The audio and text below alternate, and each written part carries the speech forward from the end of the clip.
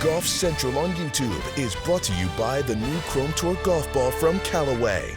So glad to have you with us, Anna Jackson. I'm going to be joined by Paige McKenzie in just a moment. But first, let's get you up to date on everything that Day One had to offer at the Eastlake Cup. So just as a reminder, this year marks the 11th playing of this premier collegiate event featuring 8 of the top men's and women's programs. The 3-day championship held at the historic Eastlake Golf Club in Atlanta, Georgia. Now, Day One got off to a bit of a slow start today following a 3-hour weather delay, and crews were able to get the course playable and teams headed out for a shortened stroke play round. So let's take a look at who is in the field this week, and it is quite the lineup. We've got 8 teams, 4 men's and 4 women's. Now that includes 6 of the semi-finalists from this year's Division 1 National Championships, and on the men's side you've got Virginia, who finished runner-up to Oklahoma State this May for the national title, Florida and Ole Miss, who are semi-finalists, and Arizona State. And then over on the women's side, you've got the reigning national champions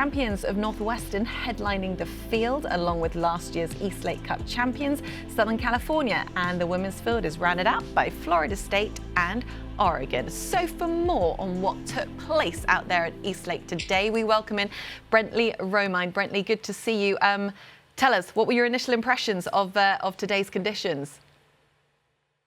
Well, first of all, Anna, it was very wet out there. It seemed like it had rained for much of the last 12 to 13 hours, but kudos to this renovated golf course, the Andrew Green creation. It drained very well. And then Charlie Aubrey, the course superintendent, and his staff got this course playable for these players to do what they do best. We got about a 3-hour and 45-minute delay, and then something happened that I don't think has ever been done in college golf history. We had a 9-hole sprint to the finish qualifier for match play, first time at the Eastlake Cup, and I think we can safely say that this is unprecedented. And you have Oregon on the women's side and Virginia on the men's side continuing to show why they are 2 of the best teams in the country by winning the team titles and getting that top seed for match play tomorrow. Yeah, that's right. Well, as we know, Brentley, with this format, stroke play is intended to determine seeding for the next couple of days of match play. But with it just being a 9-holes stroke play event today, how will that affect individual and team ranking? How will it be impacted, if at all? So the important thing to know with this event is the 18-hole stroke play has never counted for World Amateur Golf Ranking, and on the men's side, not for PGA Tour U rankings as well. However, for the National Golf Collegiate rankings, the clipped Mark Brody rankings, the 18 holes would count. But now that we have 9-hole stroke play competition, this will be unofficial. These teams and players will not be affected rankings-wise. However, when we get to match play tomorrow, starting with the semifinals, those will count toward the team rankings, and perhaps there could be some implications as we get later in to see who maybe has a top seed for NCAA regionals in early May. Yeah, that's right. Well, we know who the semi-finals, we know what team is going to be facing who. So who are the teams that you're going to be watching most over the next couple of days? Who piques your interest this week?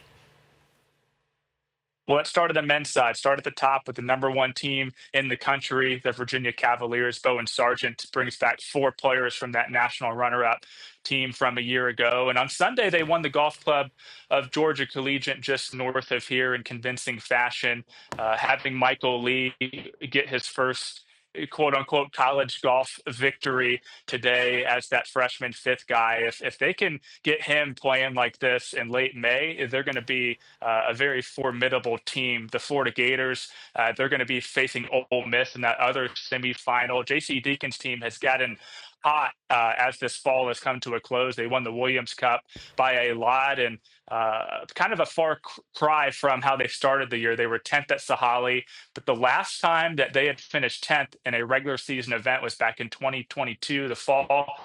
They ended up winning the national championship later that spring. And then switching to the women's side quickly, Oregon, we saw at the Jackson T. Stevens Cup a few weeks ago, they slipped out of that final match. This is their 3rd time at Eastlake. Derek Radley's team would love nothing more than to get the Eastlake Cup title. Kiara Ramiro, the world #1 amateur. Keep an eye on her on the green. She put a lap putter in play last week at Stanford, gained 3.8 shots on the green, shot a closing round 65, finished second second in that event. So if she can get that unlocked, she's going to be even more of a force to be reckoned with. And I'll close with that other semifinal, USC in Northwestern.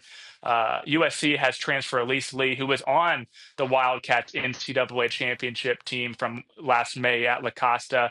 So perhaps maybe a little heightened emotions, if you will, in that one with Elise Lee going against her former team. Okay, Brentley Romine, thank you very much. You are the man in the know, and we will be checking in with you over the next couple of days in match play. So enjoy it, and hopefully the weather perks up a little bit. So here's just a little reminder of the format as well. Today was the only day of stroke play, where ultimately, as you heard, it was just 9 holes that was played to determine the individual champion for both the men and the women, as well as seeding as well for match play. So the semi-finals will be held tomorrow and the final on Wednesday, and all of that can be seen right here on Golf Channel. Okay, well, let's just turn our attention over to the PGA Tour and what we saw unfold over the weekend, because it was a pretty amazing story at the Utah Bank Championship at Black Desert Resort this week. Michael Brennan went from sponsor invite to PGA Tour winner in just his 3rd PGA Tour start. Such an unexpected win, but maybe we should have expected it, because he didn't just come out of nowhere. He won 8 times while in college at Wake Forest, which is tied for 3rd in Wake Forest history, a school with an incredible pedigree of players like Arnold Palmer, Curtis Strange, Lanny Wadkins, and the Haas family. And he also played so well at Wake Forest that he was a 2-time ACC individual champion and a 4-time All-ACC selection. He had 3 wins as well this year on the PGA Tour Americas, which earned him his 2026 Korn Ferry Tour card, which he will now no longer be needing. But winning his first PGA Tour start as a pro is a huge feat, and his last 6 starts on the PGA Tour Americas show that his game has been on par really kind of since early August. I know it's a lot of numbers, but you can see 3 PGA Tour Americas wins, 2 rounds of 61 in there as well, and now a winner on the PGA Tour. So let's hear from Brennan following this magnificent victory. One start and you win. I mean, it's got to feel like a dream in a way. Oh, 100%. It's been my dream for a very long time to play on the PGA Tour and win on the PGA Tour. So, yeah, it feels amazing to do it. Just very thankful to even be in the field this week. I mean, it ended out pretty good. The shot, you had the bogey at I believe, at 10. You got down to 3 at one point. Any nerves, or just sticking in the moment? Hell yeah. I mean, I was nervous the entire round. There were moments of maybe more confidence and less, and that definitely kind of